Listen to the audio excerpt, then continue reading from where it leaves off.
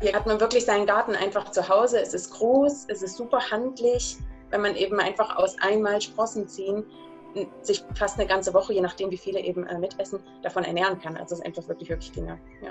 Hey, das ist so ein schönes Sprichwort, zu sagen, ich habe den Garten bei mir zu Hause. Ja, herzlich willkommen in unserer Küche und ich darf euch heute jemand vorstellen, und zwar die liebe Teresa von Sprossensamen, direkt aus Spanien. Und liebe Teresa, ich möchte dir meine Community vorstellen, und zwar die Chronisch Ehrlich Community. Ja, und heute geht's ans Eingemachte.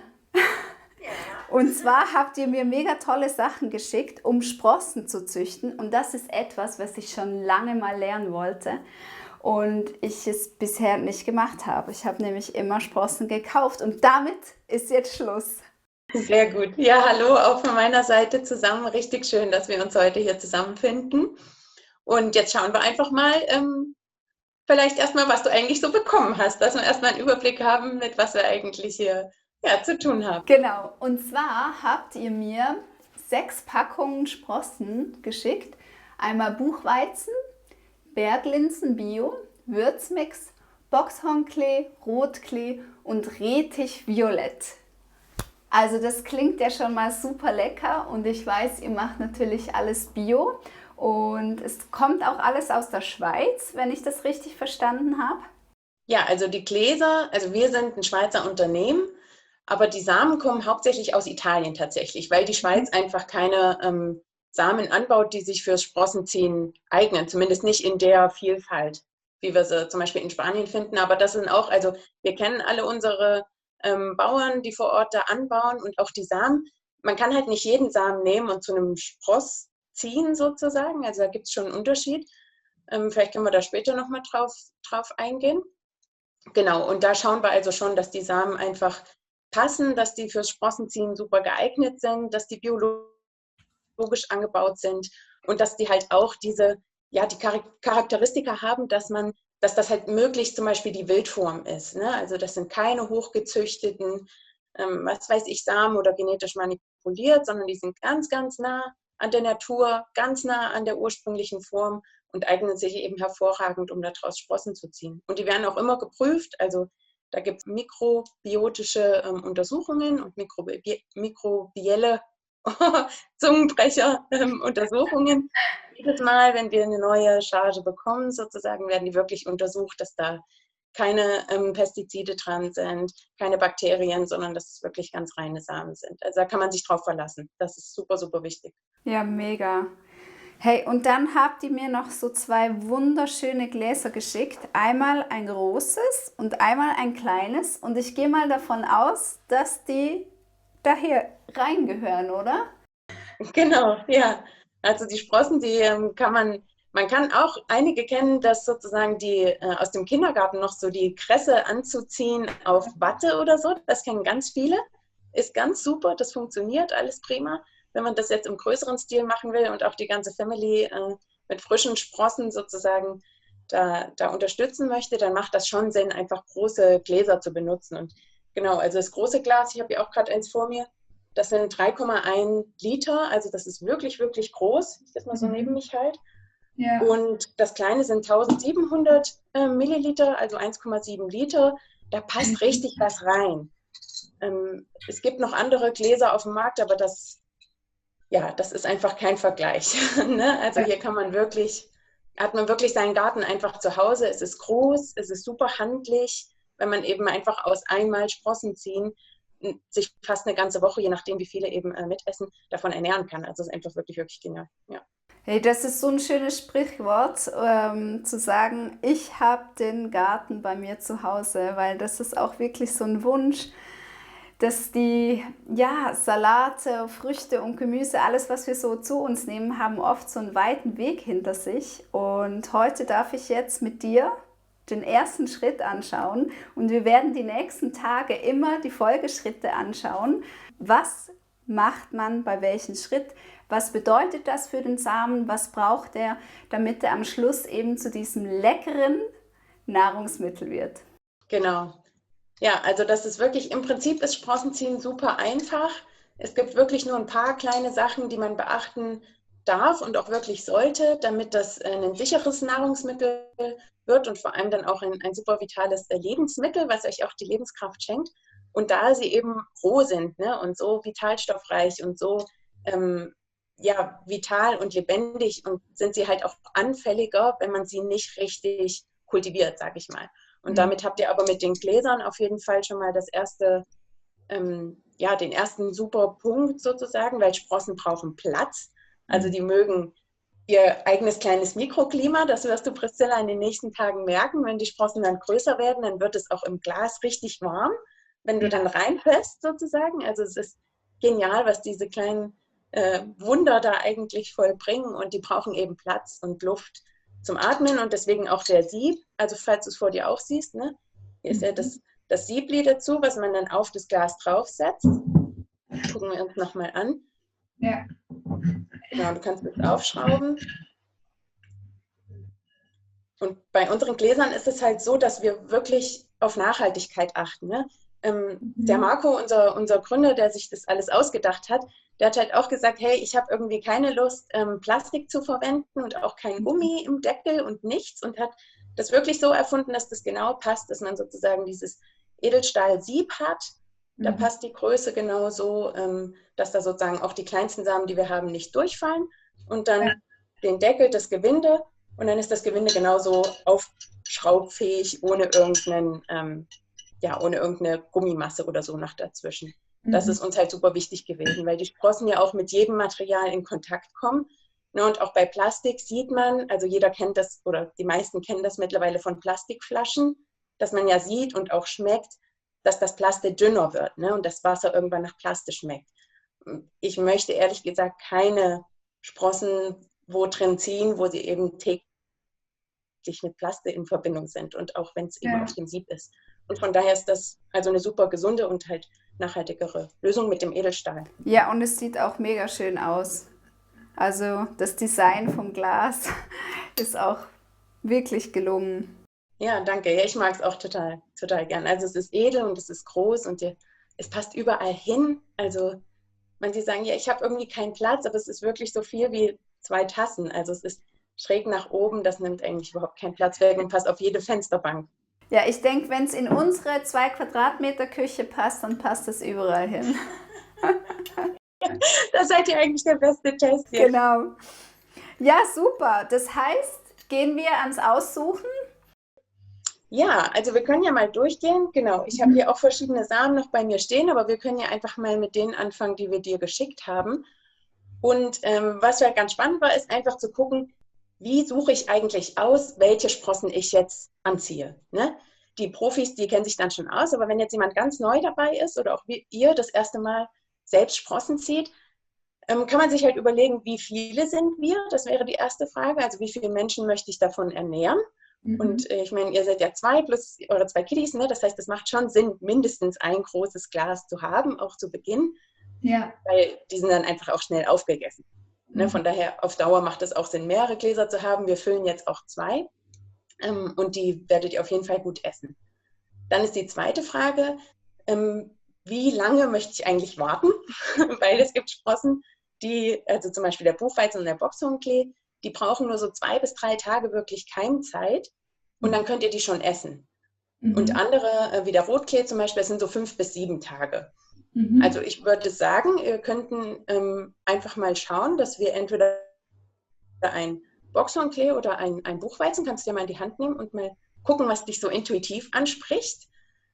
Nicht alle Menschen haben noch so ihren Zugang zu der Intuition, aber das ist auch was mit dem Sprossenessen zum Beispiel, ja, sehr gut, total kommt. Also es ist nicht nur, ich ernähre meinen Körper mit ganz viel Mineralstoffen und Vitaminen, sondern da passiert unglaublich viel auf energetischer Ebene, auf Ebene des Denkens, des klaren Denkens, des Fokussierens und auch auf der Ebene von der Intuition. Also das ist nur mal am Rande super, super spannend. Genau. Buchweizen hast du genommen, ne? Ich habe Buchweizen genommen, ja. Also Buchweizen ist eine super, super Basissprosse. Die empfehlen wir tatsächlich auch eigentlich allen Einsteigern, weil sie eine der einfachsten ist zu ziehen. super lecker ist und man sie auch in größerer Menge essen kann, sozusagen ohne dass was passiert. Buchweizen ist super zum Beispiel beim Frühstück. Es eignet sich super als so Frühstücksbowl, als Müsli-Bowl oder auch mittags über den Salat oder so. Es hat ganz, ganz viel Protein und halt auch viele Kohlenhydrate. Also da kriegt man richtig Masse. So, davon wird man satt, sage ich mal. Das klingt sehr gut. Ich freue mich schon drauf. Und weißt du, was ich schön fand, was du jetzt erzählt hast mit der Intuition? Ich habe das nämlich das erste Mal auch in den Anthony William Büchern gelesen, wo es darum geht, dass man das Obst und Gemüse einfach um sich herum hat und dann energetisch sich bereits verbindet, bevor man es überhaupt isst, dass da auch schon was fließt. Das finde ich total, das klingt irgendwie so abstrakt und crazy.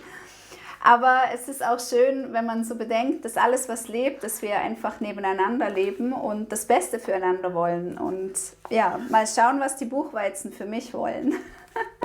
Ja, also wie gesagt, ne, das ist eine Reise und da passiert was. Und wenn man da Lust hat, auch eben auf der Ebene aufmerksam zu sein, dann werdet ihr da wahrscheinlich auch einfach Veränderungen wahrscheinlich spüren. Mhm. Genau. Wollen wir noch ein zweites aussuchen? Ja, können wir auch erst, genau. Machen wir erst das oder das, aber wir können auch gleich das zweite, genau. Beim zweiten würde ich jetzt meine Empfehlung aussprechen sozusagen. Ja. Würde ich jetzt empfehlen, dass wir eine Sprosse nehmen, die länger braucht, also so 5 bis im Winter können es auch mal so 7 Tage sein. Und da hast du Rotklee zum Beispiel und den Rettich und den Würzmix. Die 3 hättest du, die länger dauern, sozusagen bei euch in der Küche. Ich gucke nochmal, was dich da anspricht. Ich sehe es gerade gar nicht, der Rotklee? Den Rotklee. Ah, sehr gut.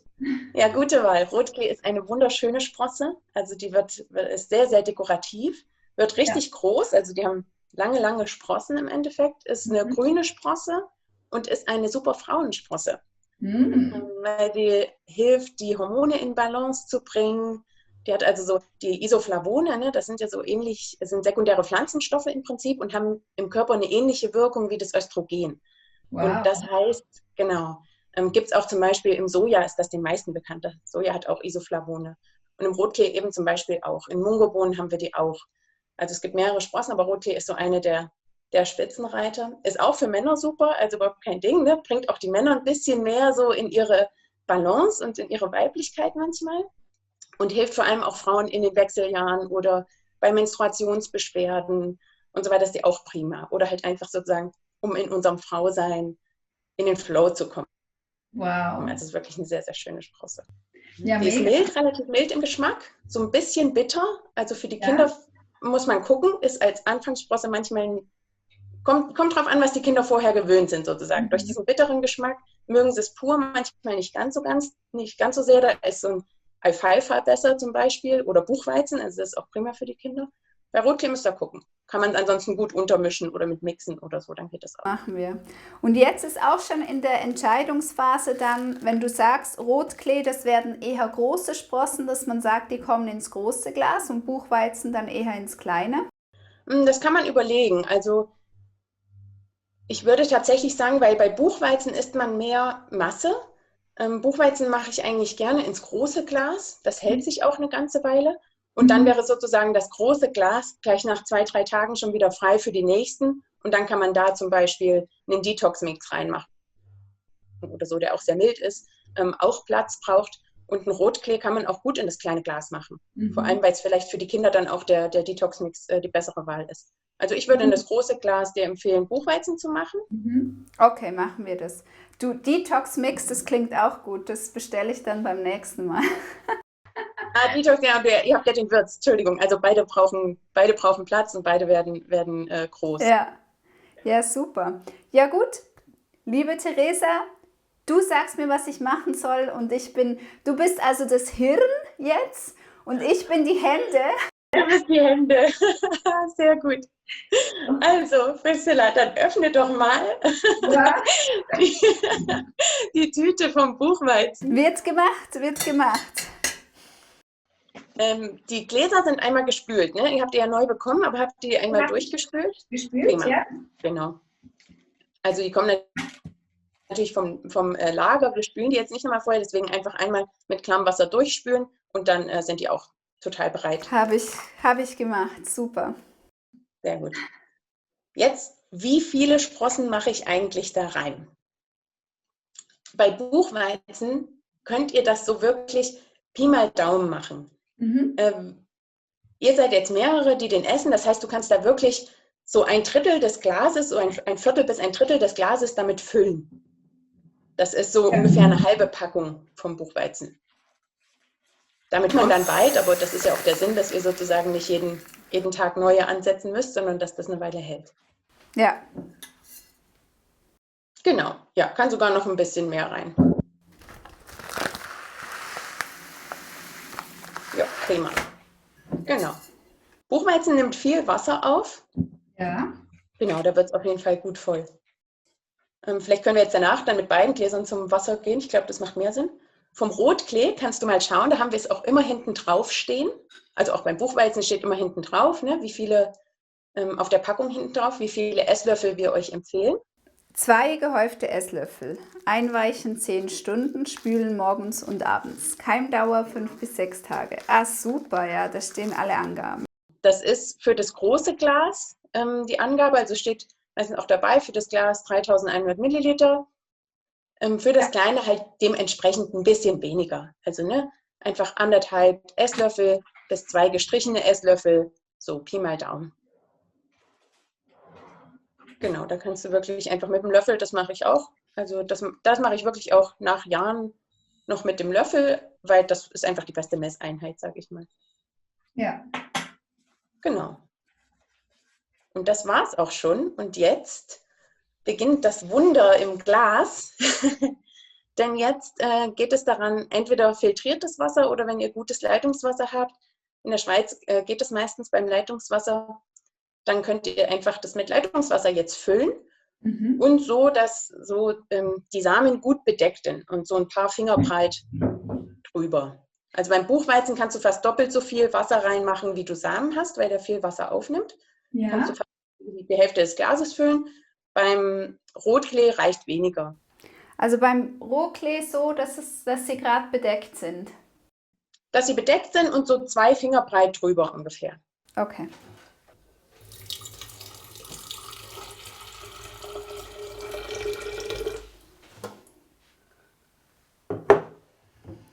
Und beim Buchweizen hast du gesagt, etwa die Hälfte des Glases. Genau.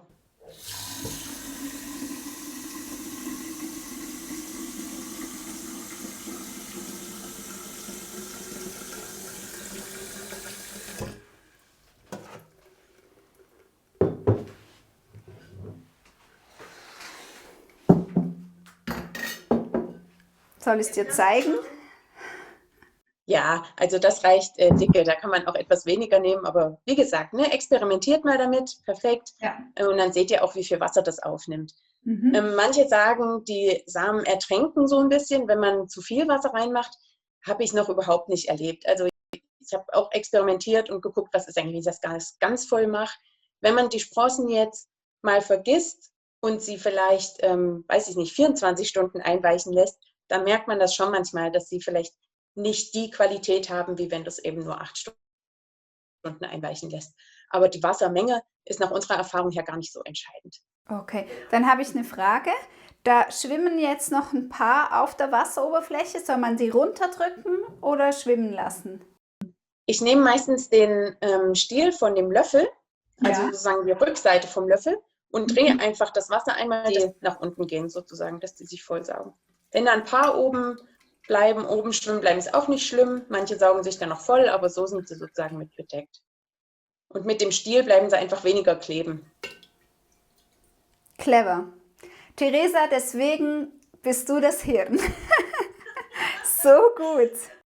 Das sind die kleinen Tricks und genau deswegen machen wir. Ja, und das sind nämlich genau die Fragen, die einem in den Sinn kommen, wenn man es dann macht. So, ja, aber wie ist jetzt das und wie ist denn das? Deswegen vielen Dank, dass du da eingeschaltet bist. Ja, sehr, sehr gern.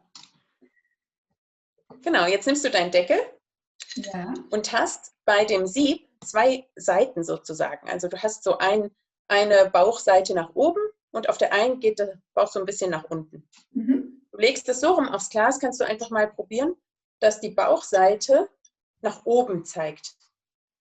Also der Bauch zeigt nach oben, die Wölbung zeigt nach oben. Genau. Und dann schraubst du den Deckel, also das zweite Teil, einfach drauf. Macht einfach den Unterschied, wenn man es andersrum macht, sozusagen die Bauchseite nach unten Richtung Glasinnere drauf macht, dann hat der Deckel hier wie so eine kleine Kante. Also zwischen dem Aufsetzring und dem Sieb wäre so eine kleine Kante. Das wollten wir vermeiden, deswegen hat er sozusagen die Beule nach oben, dass da möglichst wenig Eintrittspforten sind für Bakterien oder eventuelle Verschmutzungen. Das ist der ganze Sinn dahinter. Ja, also Bauch nach oben, genau, Deckel drauf.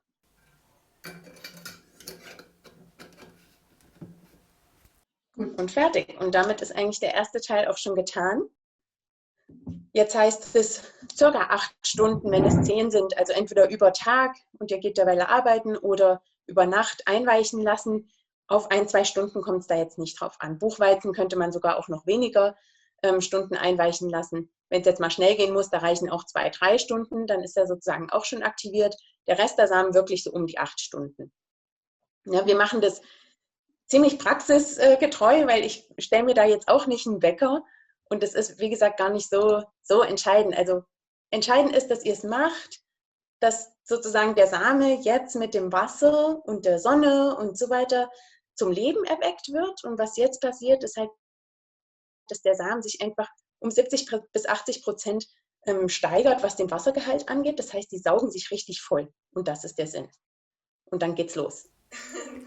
Das ist spannend. Also jetzt in diesem Wasserbad werden die Samen aktiviert. Sie bekommen Leben eingehaucht. Ja, der Marco sagt immer so schön, jetzt beginnt das Feuerwerk des Lebens im Samen. Und besser könnte man es eigentlich nicht sagen, weil genau das ist sozusagen das, was jetzt passiert. Das ist halt das Geniale, ne? Deswegen benutzen auch viele die Samen als Survival Food oder jetzt auch, wo die ganze Krise war und so weiter, ne? Oder immer noch ist. Es ist einfach gut, einen Haufen Samen zu Hause zu haben. Wir müssen da zwar ein Verfallsdatum draufschreiben, aber die Samen halten sich Jahre, also Jahre lang. Da passiert eigentlich gar nichts. Ne? Und von daher ist das etwas, was man wie eine Dose, weiß ich nicht, eingekochte Erbsen oder so oder den eingekochten Apfelmus, wie man immer auch, empfehle ich, immer auch einfach Samen da haben kann, weil ich aus einem trockenen Samen, den die Natur so ganz pur geschenkt hat, in wenigen Tagen ein unglaublich reichhaltiges Lebensmittel machen kann, was mir Energie gibt, was mir Kraft gibt, was eben so Superkräfte hat. Ne? Und es geht dabei gar nicht um die Anzahl der Kalorien, weil wir sozusagen in unserer westlichen Ernährung mittlerweile, wir nehmen manchmal sogar viel zu viel Kalorien auf, vor allem durch gebratenes Fette und Transfette und so weiter, sondern es geht viel mehr darum, wie ist eigentlich meine Nährstoffdichte? Und das wurde ganz, ganz lange auch in der Ernährungsmedizin völlig ausgeblendet. Da ging es ganz viel um Kalorienzählen, ne? Das kennen ja die meisten. Und gar nicht so ungefähr zu gucken, was für eine Kalorie ist das eigentlich? Und wie sind die Nährstoffe, die ich jetzt auch nicht unbedingt in Kalorie rechne, sondern wie ist die Lebensenergie? Was sind die Mikronährstoffe? Wie viel ist eigentlich da drin? Und das ist der Riesenvorteil von Sprossen, dass die halt unglaublich kondensiert sind. Ne? Also die sind super, super vollgepackt, weil die Pflanze in diesem kleinen Mini-Baby-Stadium alles reinpackt in diesen einen kleinen Samen, was sie braucht, um eine große Pflanze zu werden. Das heißt, das ist das Stadium, in dem die Pflanze am meisten Power hat und Kraft und genau dann sozusagen, wenn sie da reif ist, dann können wir sie zu uns nehmen und sie gibt uns genau diese Eigenschaften. Es ist super genial. Es ist mega genial und ich habe so Bock drauf, Theresa. Ich freue mich schon so. Morgen geht es ja weiter. Wir haben einen zweiten Termin und ja, dann machen wir einfach weiter. Ich die Hände, du das Hirn und dann sehen wir uns morgen. Genau. Und bis morgen hast du ja noch die Aufgabe heute Abend nach der Einweichzeit. Aha, da kommt noch was. Ach, zu schön. Genau. Also 8 Stunden. Wir sehen uns ja erst morgen wieder sozusagen. Das heißt, eure Abendroutine beginnt ja heute schon und dann habt ihr ja die Ständer, ne? Ihr habt ja die Edelstahlständer noch dazu. Genau. Für das kleine und das große Glas. Genau, und dann nehmt ihr sozusagen einfach den Ständer und das Glas, packt das da drauf und das war's. Also du schüttest das Wasser ab von den Sprossen, die du gerade angesetzt hast. Ne? Einfach umdrehen, über der Spüle abtropfen lassen auf den Ständer und man kann das entweder neben der Spüle auf diesem Abtropf-Ding sozusagen. Genau. Ich kenne dieses Abtrockding, das haben wir auch. Ja, genau. Oder ihr stellt halt eine kleine Schale drunter. Also ich Ja. habe jetzt hier so eine kleine Mini-Schale, die kann man dann auch drunter stellen, um den letzten Rest Wasser noch aufzufangen. Das Ja. war's. Und dann, genau, sehen wir uns schon morgen zum Spülen. Yay, ich freue mich. Vielen Dank. Morgen geht's weiter. Sehr schön, ich freue mich auch. Bis dann. Tschüss, Theresa. Tschüss.